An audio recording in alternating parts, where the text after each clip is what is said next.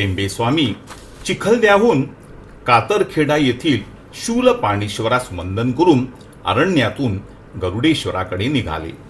या निबिड घोर अरण्यात पाऊल वाट सुद्धा नव्हती.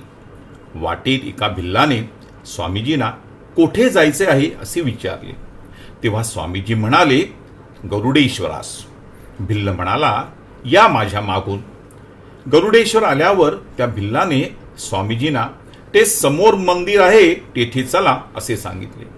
इतक्यात टेंबे स्वामींना काहीतरी संशय आला आणि ते भिल्लाला म्हणाले, तू कोण आहेस ते मला सांग, खरं सांग. भिल्ल म्हणाला, मी अश्वत्थामा. गरुडेश्वराला वंदन करून स्वामीजी नारदेश्वर मंदिरात गेले.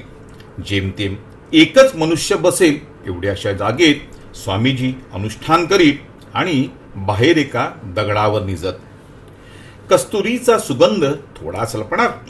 अल्पावधीत बातमी पसरली आणि दर्शनाकरता येणाऱ्या भाविकांची गर्दी सुरू झाली. धोंडोपंत कोपरकरांनी स्वामीजींसाठी एक झोपडी बांधली, जिला पर्णकुटी म्हणत.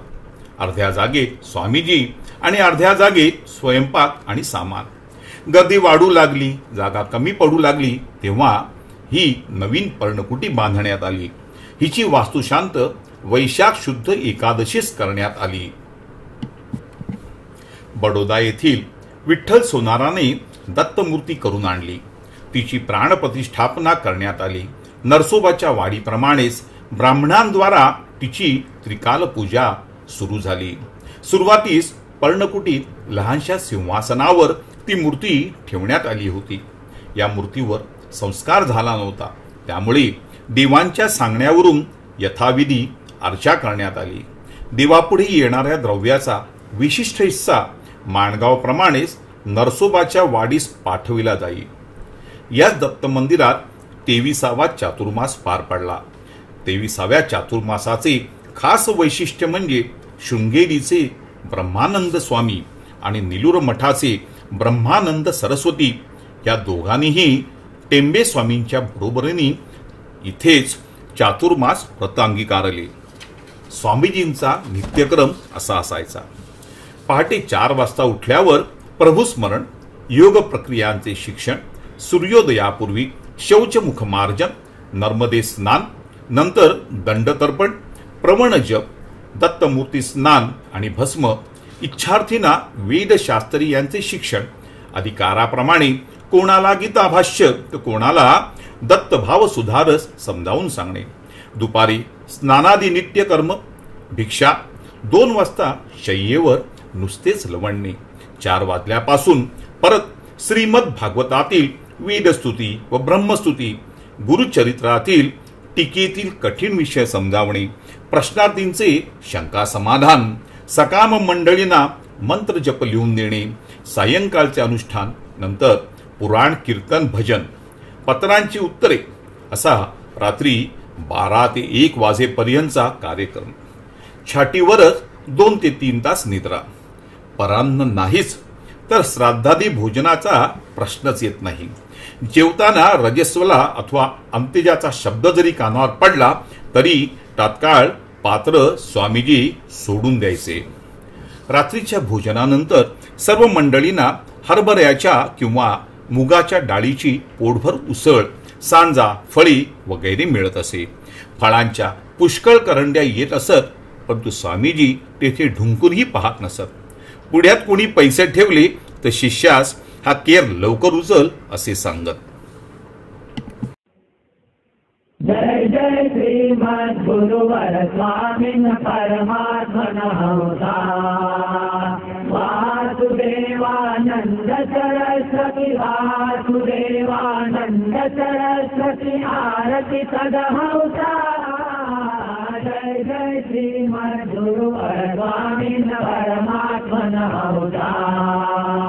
सोहम हंसा प्रत्याभ्यां संचरति आकाशे वासस्ते खलु लोके सत्ते वासस्ते खलु लोके सत्ते धिया तव मानसे. जय जय श्रीमद् गुरुवर स्वामी स्वामिन परमात्मनः वासुदेवानन्द सरस्वती वासुदेवानन्द सरस्वती आरति सदा जय जय श्रीमद्गुरुवर स्वामिन परमात्मनः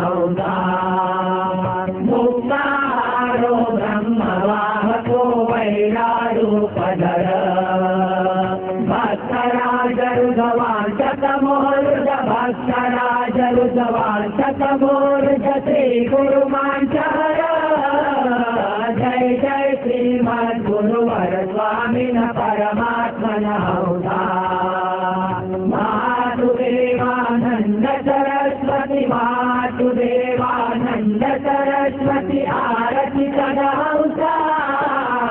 जय जय श्रीमद्गुरुवर स्वामिन परमात्मनः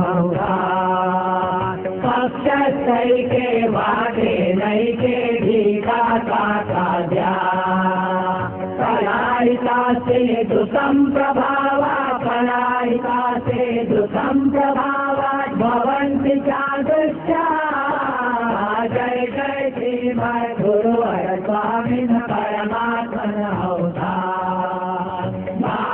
वासुदेवानन्द सरस्वती वासुदेवानन्द सरस्वती आरति सदा जय जय श्रीमद्गुरुवर स्वामिन परमात्मनः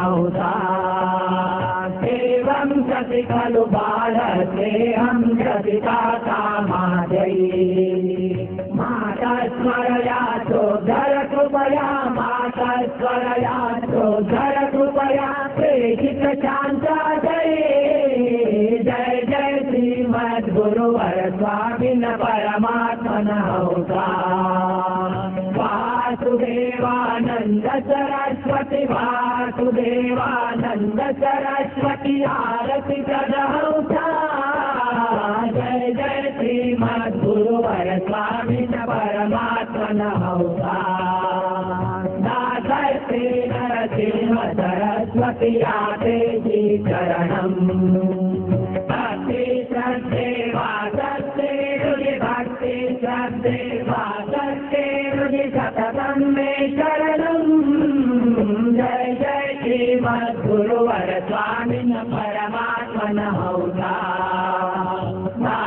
वासुदेवानन्द सरस्वती वासुदेवानन्द सरस्वती आरति सदा जय जय श्रीमद्गुरुवर स्वामिन परमात्मनः अथ अघोरकष्टोद्धरणस्तोत्रम् श्रीपाद श्रीवल्लभत्वं सदैव श्रीदत्तास्मान् पाहि देवाधिदेव भावग्राह्य क्लेशहारिं सुकीर्ते घोरात् कष्टात् उद्धरास्मान् नमस्ते। त्वं नो माता त्वं पिता प्तोऽधिपस्त्वं त्राता योगक्षेमकृत् सद्गुरुस्त्वं त्वं सर्वस्वं नो प्रभो विश्वमूर्ते घोरात् कष्टात् उद्धरास्मान् नमस्ते। पापं तापं व्याधिमाधिं च दैन्यं भीतिं क्लेशं त्वं हराशु त्वदन्यं त्रातारं नो वीक्ष ईशास्तजूर्ते घोरात् कष्टात् उद्धरास्मान् नमस्ते। नान्यस्त्राता नापि दाता न भर्ता त्वत्तो देव त्वं शरण्योकहर्ता कुर्वात्रेयानुग्रहं पूर्णराते घोरात् कष्टात् उद्धरास्मान् नमस्ते। धर्मे प्रीतिं सन्मतिं देवभक्तिं सत्संगाप्तिं देहि भुक्तिं च मुक्तिं भावासक्तिं चाखिलानन्दमूर्ते घोरात् कष्टात् उद्धरास्मान् नमस्ते। श्लोकपञ्चकमेतद्यो लोकमङ्गलवर्धनम् प्रपठेन्नियतो भक्त्या स श्रीदत्तप्रियो भवेत् स श्रीदत्तप्रियो भवेत्। श्रीपाद श्री वल्लभ नरहरि दत्तात्रेया दिगंबरा। श्रीपाद श्री वल्लभ नरहरि दत्तात्रेया दिगंबरा। वासुदेवानंद सरस्वती सद्गुरुनाथा कृपाकरा। वासुदेवानंद सरस्वती सद्गुरुनाथा कृपाकरा। श्रीपाद श्री वल्लभ नरहरि दत्तात्रेया दिगंबरा। श्रीपाद श्री वल्लभ नरहरि दत्तात्रेया दिगंबरा। वासुदेवानंद सरस्वती सद्गुरुनाथा कृपाकरा। वासुदेवानंद सरस्वती सद्गुरुनाथा कृपाकरा। श्रीपाद श्री वल्लभ नरहरि दत्तात्रेया दिगंबरा। श्रीपाद श्री वल्लभ नरहरि दत्तात्रेया दिगंबरा। वासुदेवानंद सरस्वती सद्गुरुनाथा कृपाकरा। वासुदेवानंद सरस्वती सद्गुरुनाथा कृपाकरा। श्रीपाद श्री वल्लभ नरहरि दत्तात्रेया दिगंबरा। श्रीपाद श्री वल्लभ नरहरि दत्तात्रेया दिगंबरा। वासुदेवानंद सरस्वती सद्गुरुनाथा कृपाकरा। वासुदेवानंद सरस्वती सद्गुरुनाथा कृपाकरा। श्रीपाद श्री वल्लभ नरहरि दत्तात्रेया दिगंबरा।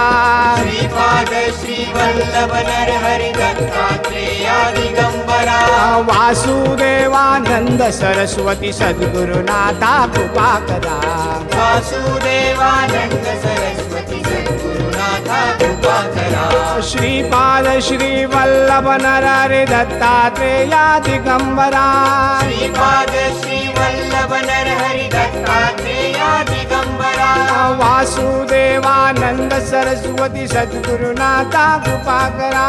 वासुदेवानंद सरस्वती सद्गुरुनाथा कृपाकरा। श्रीपाद श्री वल्लभ नरहरि दत्तात्रेया दिगंबरा। श्रीपाद श्री वल्लभ नरहरि दत्तात्रेया दिगंबरा। वासुदेवानंद सरस्वती सद्गुरुनाथा कृपाकरा। वासुदेवानंद सरस्वती सद्गुरुनाथा कृपाकरा। श्रीपाद श्री वल्लभ नरहरि दत्तात्रेया दिगंबरा।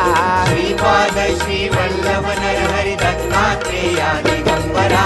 वासुदेवानंद सरस्वती सद्गुरुनाथा कृपाकरा।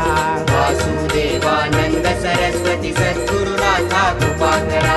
श्रीपाद श्री वल्लभ नरहरि दत्तात्रेया दिगंबरा। श्रीपाद श्री वल्लभ नरहरि दत्तात्रेया दिगंबरा। वासुदेवानंद सरस्वती सद्गुरुनाथा कृपाकरा। वासुदेवानंद सरस्वती सद्गुरुनाथा कृपाकरा। श्रीपाद श्री वल्लभ नरहरि दत्तात्रेया दिगंबरा। श्रीपाद श्री वल्लभ नरहरि दत्तात्रेया दिगंबरा। वासुदेवानंद सरस्वती सद्गुरुनाथा कृपाकरा। वासुदेवानंद सरस्वती सद्गुरुनाथा कृपाकरा।